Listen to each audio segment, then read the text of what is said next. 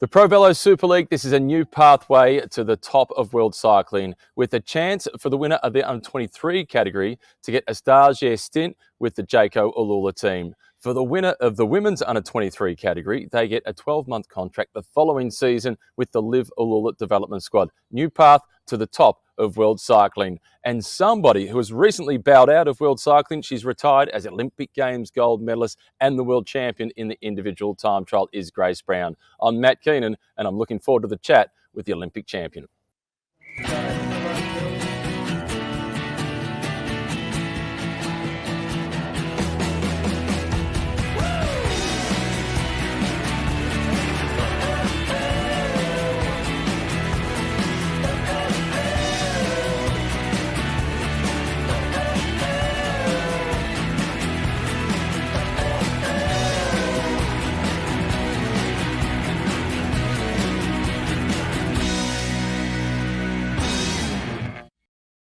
Hi, Grace. Welcome to the Road to the World Tour. I think this is your 23rd podcast in the last 11 days. You've done more podcasts than anybody I know.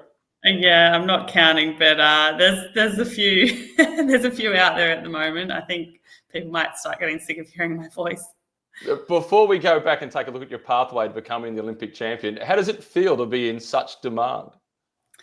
It's obviously a real privilege to have everyone interested in my story at the moment. I think it's quite unique having the season that I've had and deciding to finish. So definitely a bit of a different story. And I know that I need to ride my coattails as long as I can, because at some point people are going to be bored of me. Well, you've got at least another 4 years as the reigning Olympic champion, so that's a good way to go out. Did you ever think that your career could possibly end like this? I guess I dreamed of it, but at the start of the year, it seemed a bit far off. I wasn't, performing at my best when the season began, and I had set some big goals of the Olympics and the World Championships, and I always want a classics result as well.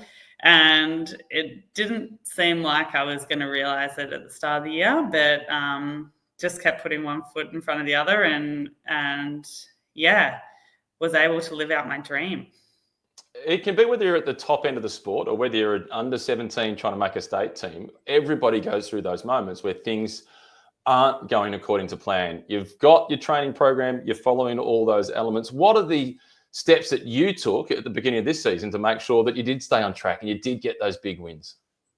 Yeah, well, I'd struggled with a bit of an injury over the last couple of years, and during my summer back in Australia, last off season, I thought, okay, I'm going to really nail this down and try and get to the bottom of it so that I can be pain-free for 2024. We didn't really get to the bottom of it while I was in Australia. I started the season still with some niggles. And it wasn't until I went back to Europe that I went to see a podiatrist, and he diagnosed me with a bit of a leg length discrepancy. And from that, I then put some, a few millimeters under one of my cleats, which then led to further, discomfort in my knees. And it wasn't until midway through the classics campaign that I started to feel like myself again. Sometimes you think that you give yourself enough time to prepare and it doesn't come together, but you just need to keep, trying going forward to see if you'll finally nail it. And eventually everything fitted in for me, and I got that win in Liège, and that just set the ball rolling, I think, for the rest of the year. And the snowball just got bigger and bigger and bigger. Does that leg discrepancy, does that take us back to the beginning of your career from being a middle distance runner? And did that maybe lead to the injuries that got you onto the bike? Yeah, now I think potentially it did, because I always had my injuries in one leg. I guess I didn't ever, come to the conclusion that might be causing it, but I was obviously falling unevenly on my legs. And then on the bike, I was able to get away with it for a couple of years, but as you build on the training and you get more sort of, set in your way on the bike, then I don't know, most cyclists have a little bit of a twist or a bit lopsided somehow. But when you're doing a lot of focused training and you're not perfectly symmetrical, then it starts to cause some issues. So that's something that I battled with for years. And it seems like a simple thing to check the length of your legs, but it was sort of hidden in my biomechanics and a bit hard to uncover. So really glad that we found that at the start of the year, because I think it was key in me getting the best out of myself later in the season. I'm tipping that if you took the entire professional peloton, the women's peloton, just as silhouettes, so they had no identifiable number or jersey or kit or bike, you'd be able to tell who is who by sitting behind that person, their little idiosyncrasies in the way that they pedal. Yeah, definitely. Like even when I'm watching a race, off screen as a spectator, I can tell instantly, my competitors just by their style on the bike. And sometimes you probably hate hearing this as a commentator, but when I'm listening to the commentary and they get the rider wrong, I'm like, no, it's this person. Can't you see? It's obvious from their style. But we all have our own little biomechanics, and when you're around cyclists all the time, you get to know them. Oh, we'll have to get you in the commentary box so you can make sure that we're getting it right. Looking forward to getting a chance to call a few races with you next season. Going back to running, what was your pet event? I was a middle distance runner, so mainly raced 1500, sometimes stepped up to 5K, and I also did cross country running, so that was always around 6K for the women. Oh, we're going to see you at Parkrun at some time really soon. You're living in Alphington. We're going to see you down at Warringal Parklands at Heidelberg. I'm banking on it, Grace. Yeah, I've definitely been out for a few runs since getting back to Australia and enjoying running along the trails on the Yarra. So how did you make that transition, obviously injury related, going from being a runner, national level runner, through to cycling? Tell us how it all came about. Yeah, so as you said, I was a runner, and I competed as a runner all through my schooling years and even through university. So I was competing at a national level, and I sort of got to a point where, I wanted to try and make international teams with the Australian team. And I knew that I had to just step up a level, and that included increasing my Ks, being a little bit more focused in my sessions. So I started this journey of, trying to lift my level, and my body just didn't cope with it. So I started getting injured, had stress fractures in my tibia, and then eventually a stress fracture in the head of my femur. And each time you get a stress fracture as a runner, you sort of go through this cross-training process. Going in the pool running is the most mind-numbing thing that you will ever do in your life. And I hated it. So the final stress fracture in the head of my femur, I declared that I wasn't going to go through that process again. Instead decided to give cycling a go. My dad is a cyclist, he's always enjoyed being on the bike and had been sort of suggesting for quite a few years that maybe I should try it out as well, but I refused for a long time. This final injury sort of was the last straw, and then I was like, okay, I'll give it a go, and fell in love with it pretty quickly. And when you say give it a go, did you make that transition? Okay, the running career is over. I haven't made the national team as a runner to compete internationally. I'll just do it in cycling. What was the first dream that you had? Thinking back, I can't remember if I thought that I was just starting as like another sport just to do recreationally, or whether I actually had a plan to, make it at a top level. I think I started and, just got sort of swept up in the beach road bunch rides and then the crit scene and just, you know, the fun of racing at that club level. And then, yeah, soon realised that I was quite good at it and had people commenting that, you know, I seemed to take to the bike really naturally. So I think then I started, you know, I remember one day at work, I was a bit bored. I was on the Green Edge website looking at the girls on the team and seeing what they'd done to get there, and just, you know, piecing the puzzle together of what what it looked like to be at the top of cycling, because it's quite a different process to other sports. And how do you make it to be a professional?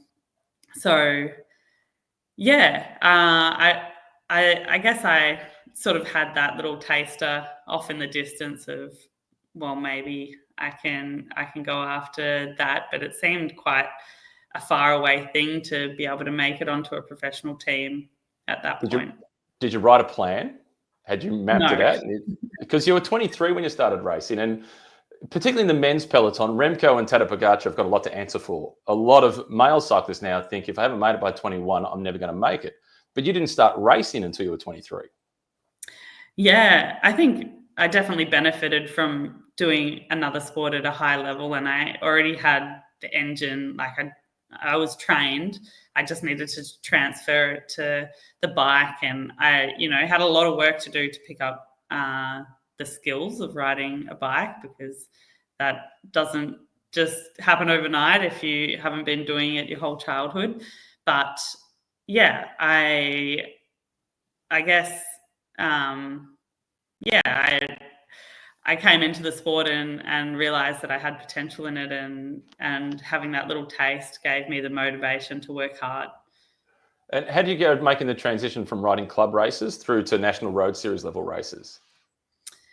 Yeah, so the first year that I was racing Criterions, I think it must have been 2015, I had heard, okay, there's Criterions, but then there's road racing. And I really wanted to try road racing, but at the time it was coming into summer and there's not many road races on the calendar apart from the national championships. So I thought, why not just enter the national championships? And yeah, that was like my first, I didn't really train for it. I guess I'd only been cycling since around July that year, and just slowly picking it up and then getting into the crits that summer. So it was a bit of I think I prepared over 2 weeks for the national championships. And to no surprise, I didn't finish the race. I think I got called out with 2 laps to go because I'd been dropped, but that really gave me a taste for it. And because I was in the bunch with, you know, Amanda Spratt and the Green Edge team and the pros, I thought, okay, that's something that I can aim for now. And I went from that race, I think immediately on the drive back home to Melbourne, I was messaging someone. So a girl that I'd ridden with her sister was Flick Wardlaw. And I knew that Flick had won the individual time trial at the Nationals the year before. So I messaged her for some advice about coaching, and she said, oh, I can coach you. So that was really when the journey began on, like, okay, we're working towards, you know, being at this same level as the girls that I was riding against.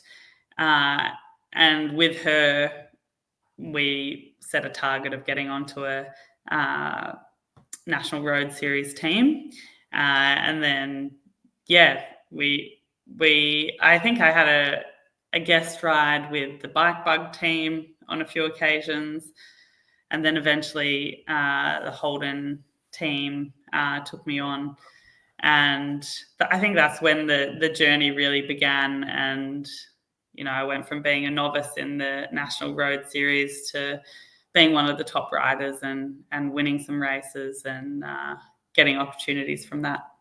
So how significant was it making that decision to get a coach? So you've got somebody that you can bounce ideas off, get feedback from, and also set out a plan, because the best athletes in the world have got coaches. Whether it was Roger Federer getting somebody else to look at his forehand, they've all had coaches. Marianne Vos, she's got a coach. Yeah, it made a huge difference, because that first nationals that I'd done, I literally just thought, riding my bike was training. And then I realized that I needed to actually do some more specific preparation for the course that I was racing on, and some intervals, and, there's much more to training than just hours on the bike riding with friends. So having Flick, she knew what was required, and we were able to. I got a power meter, and she tested where I was at, and then we had some goals for improving, and also she reflected on my ability, and could see that I had potential as a time trialist, and to make it to the top level in Australia. Having someone in your corner to objectively, assess your ability is, I think, quite crucial. You spoke about the start of your journey. You talk about criteriums and road racing, and this is the first mention that you've made of a time trial, and it's somebody external to identify that. At what point did you go, actually, I reckon I can do this? Yeah, I don't know. I think there must have been a time trial. It must at the King Valley tour on the NRS calendar. I did the time trial there on a road bike, and I think I placed like 13th amongst the peloton. And then people were like, "Oh, that's pretty good on a road bike," when the girls winning were on proper time trial bikes. And yeah, I think from there it became something that I wanted to do. And then my next nationals, I think I just raced the road race and not the time trial, because Flick had this sort of long-term plan for me to be at, a properly good level by the time I actually did the national championship time trial. So the first time I raced the time trial at nationals, I came 4th, I think. You might have to fact check that one, but I'm pretty sure it was 4th. But 4th is always a good place to come to make you hungry to improve. Definitely. Nearly as good as finishing second twice at the World Championships with the silver medal to make you hungry for gold at the Olympics. Yeah. You mentioned the Holden Gusto team. 2018 was a huge year for you. Yeah. So 2018, I have to think back in my memory for this one, but 2018, I actually the year before was quite big as well. In terms of the National Road Series, I won the Mersey Valley Tour, which is always considered, really one of the hardest tours on the NRS circuit. And from that, I got the opportunity to go over to Europe with the Australian women's development team. And that really, gave me the experience of European racing. At the time, I felt really out of my depth over there, and really questioned whether I could make it in cycling. But the 3 months of really being kicked around in the European peloton sort of was this experience that I was absorbing in the background. And when I came back in 2018, raced nationals, came 3rd in the road race. Went to the Tour Down Under and got on the podium in one of the stages there, and then got given the opportunity with Wiggle through the Amy Gillett Scholarship and Rochelle Gilmore to go and race at the World Tour level for a few months that was like really the stepping stone up to the world tour for me. Was there ever a moment where you were in awe of the people that you're in the peloton with? You mentioned when you first started racing, you did the nationals and Amanda Spratt was there and you didn't finish the race. There was also a moment that I can remember vividly with you at the Tour of Margaret River, which is basically a fun event in Western Australia. And you were out riding with Marianne Vos and getting a selfie with Marianne Vos. And then a few years later, you're attacking her on the final climb at Liège Bastogne Liège. Yeah, it is crazy. I think for me, I probably didn't have the same level of intimidation as I would have if I started cycling as a junior and watched these women racing at an international level for many years. But my sort of naivety about cycling allowed me not to become too overwhelmed by these heroes that I was racing against. But definitely, like, going over to race in Europe is always intimidating, and yeah, you always feel like, you're questioning whether you belong there, and trying to work out how you can get respect in the peloton is a bit of a journey as well. But there's definitely been, I think, more so when I got to the point where I was racing finals with some of the top riders in the world, that they were the more pinch me moments where it's like, I can't believe that, I'm here going head to head with these champions of our sport. But yeah, when I first started and I was just lost in the peloton, I was just overwhelmed by it all, that I didn't even comprehend like who I was racing against, I guess. The accumulation of knowledge, it's hard to actually measure what impact it has at key moments. And I look at your win this year in Liège Bastogne Liège, and I'm not sure whether you'd agree, but I'd make the argument that you weren't actually the strongest rider in the bike race, but you were probably the smartest and you made the right decision at the right time. Do you think those tough moments, early races that you didn't finish and being towards the back of the peloton, how much did they add up to put you in a spot when you do get that chance to grab it with both hands? Yeah, definitely. I think, you accumulate sort of these experiences of being, I don't know, fodder in a race, and it toughens you up across the years. And I think definitely that first experience of racing in Europe, even though I felt like I wasn't having a great time, it was really hard. I couldn't see how it was possible to, ride it near the front of the peloton. And at the end of it, I thought that I was, I hadn't made any improvements and I was never going to, make it improve to a level where I could compete. But in the background, you're just absorbing all of that experience. And even though it seems hard and you're not making any progress, you actually are. And you just need to give it a bit of space for it to sort of, absorb into your riding, your race knowledge, your confidence on the bike. And I realized that when I came back, that the experience had worked, and just because it was tough didn't mean that it wasn't valuable. So yeah, I guess going through that allowed me to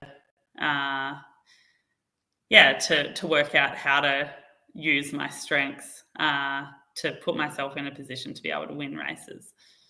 And then through that couple of tough times, but with the Wiggle team and being somebody that's just trying to learn and find their place, and you ultimately get a spot on the Mitchelton Scott team, the Green Edge team, which the winner of this series, the ProVelo Super League, they get a chance to be a stagiaire with that team at the end of the season. What was it like for you the moment where you got a contract and you're on the team with somebody that you'd previously, you'd looked up to, Amanda Spratt, now she's a teammate? Yeah, it was really cool. I guess going on to the Green Edge team, as it was Mitchelton Scott when I joined at Jacko Alula now, but as an Australian cyclist, it's where you want to go. you're joining part of an Australian legacy. You know that the culture there is something that you'll thrive in. The other Australian teammates who sort of understand the journey that you've been on, the difficulty of leaving Australia to race in Europe. It's the environment to grow in when you're first going over to Europe. So, and then you get to be teammates with the icons of Australian cycling, and I think that's a really awesome environment to progress in. Did you feel like you had to earn your stripes all over again? And is that perhaps sometimes a trap that people can fall into? Like, I've got to prove myself to these people? I don't think I felt that so much. Like, I don't think I felt like I'd earned my stripes before getting there. So I was very much of the mindset when I joined the team that I knew that I had to do. I was going to be a worker, and that I wanted to help my teammates. And my main focus was I want to be useful. Like, I had no sights on personal glory in that first year at all. Like, I just wanted to be appreciated as a teammate and not just there for the ride. Like, I wanted to be a valuable teammate. You've got some incredible results on your CV from helping a teammate get big results. What's your proudest one or your proudest couple? Oh, definitely this year when I helped my teammate Evita Music in the Vuelta, and she won that awesome stage mountaintop finish and beat Demi Vollering in a 2-up sprint to the line. I'd put in a bucket load of work that week and that day in particular, and hearing over the radio that she'd won the race, and then getting to the finish line and hugging her. I was really proud of that effort. How rewarding is that by comparison to winning yourself? I think more so. I felt really emotional sharing that victory with her, and in a way, like, I was more joyful and more excited by contributing to her success than I have when I've won races. And it's a strange thing. It's hard to explain, but I guess I just get a lot out of lifting other people up. So to be able to do that in a really tangible way in a race is an amazing experience. You've been a huge part of that team. No doubt the team also has been a huge part of your success. You spoke about your coaching early and what impact that made on your career. How has the coaching been different now, going on to win Olympic Games gold medal, by comparison to trying to make it to the finish line of a National Road Series with the front of the group? Yeah, I mean, it hasn't changed as much as you would have thought. I've changed coaches along the way. So I eventually moved from Flick Wardlaw to a team coach at FDJ. And we actually took a lot of elements that I'd had right through, sessions that I enjoyed and that I really felt, brought me up into good form. We kept in, but I think the main difference really is believing that you can go after something. And it comes from years and years of validation of, doing a little bit better, being at the pointy end of races, coming second twice at the World Championships. These results, even though they're not wins themselves, they give you the belief that you can win. And having that belief in your training, I think allows you to dig that little bit deeper and in the end, it all comes together to give you the strength and confidence to actually win the race. Progress is one of the great motivators. So when you're starting out, it's a lot easier to make progress, and you can see progress pretty quickly. You get some early wins, but then as you're getting to that sharp end and you're one of the best and now the best time trialists in the world, it takes a lot of consistent effort and discipline to make small bits of progress. So how do you stay on that journey? Yeah, it's difficult because sometimes, as I was saying, like at the start of the year, I felt like I was doing all the work. Especially in the pre-season, like I'd committed more than I have in previous years, and my form just wasn't there. But you just have to, keep doing the same thing over and over again, and then eventually it's just like these mystery pieces just fall in. So it's not. I don't know. As you said, like when you're just starting out, it's quite easy to see progress. But once you get to the top level, I think you can do all the work. But I think in the end, it is a mental game that really gives you the edge. And for me this year, after winning Liège, like that, it was the belief that I got from that victory that allowed me to then win the Olympics.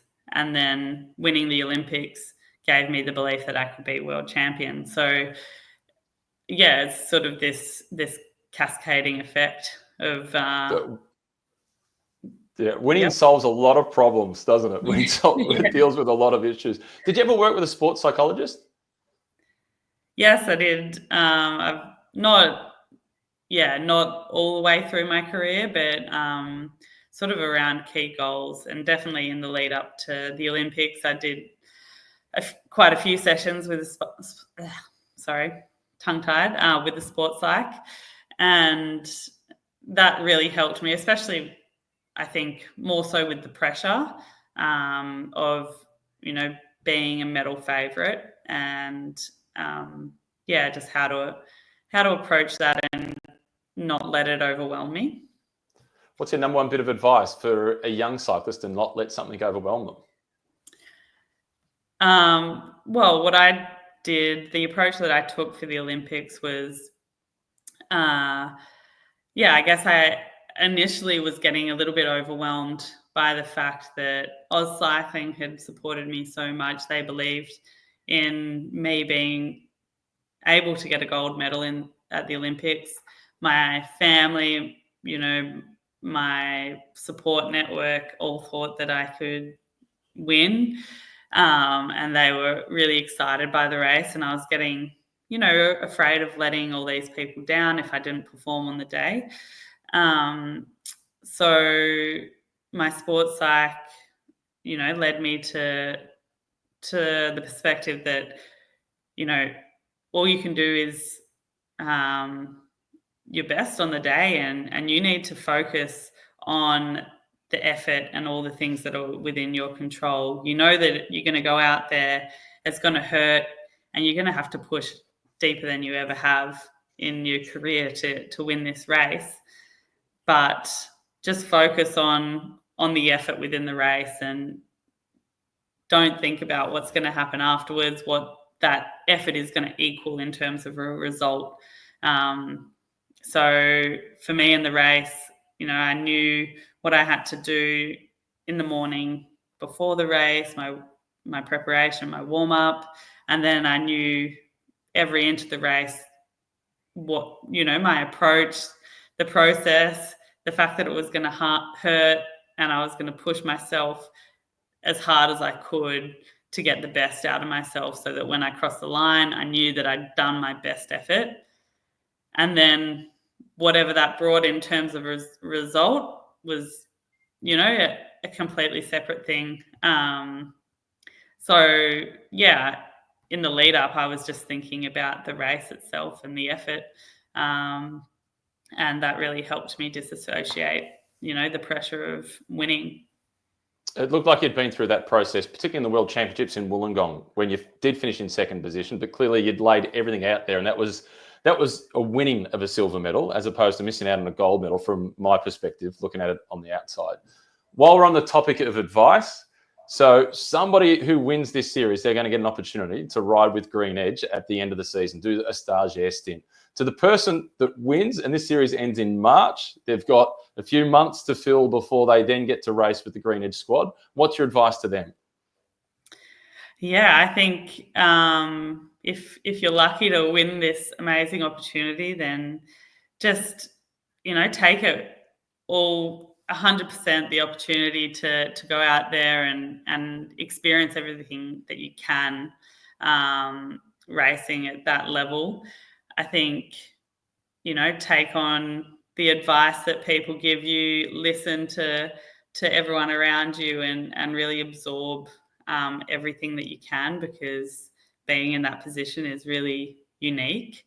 And don't try not to think too far ahead about being a champion of the sport, but just live in the unique year of being first year pro, and realizing that there's no pressure for results, just one step at a time, and enjoy the experience.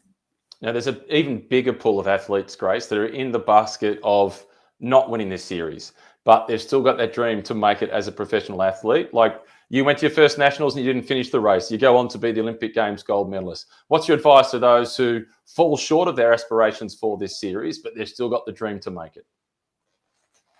Yeah, I think, there's never just one pathway. And if it's something that you really want to do, then you'll find a way to make it work. And some people get given an opportunity like winning this series and going straight onto the development team with Jayco, or you can take yourself to Europe and and find a different pathway. There's plenty of connections if you just ask. So don't see it as a sliding door. You can make your own pathway. Well, Grace, your journey is a great one for others to follow. From somebody who started racing at 23, National Road Series at the back of the peloton, then at the front, to being on the top step of the podium at the World Championships and Olympic Games. It's been a treat to have a chat with you. Thanks, Grace. Thanks so much for having me on, Matt.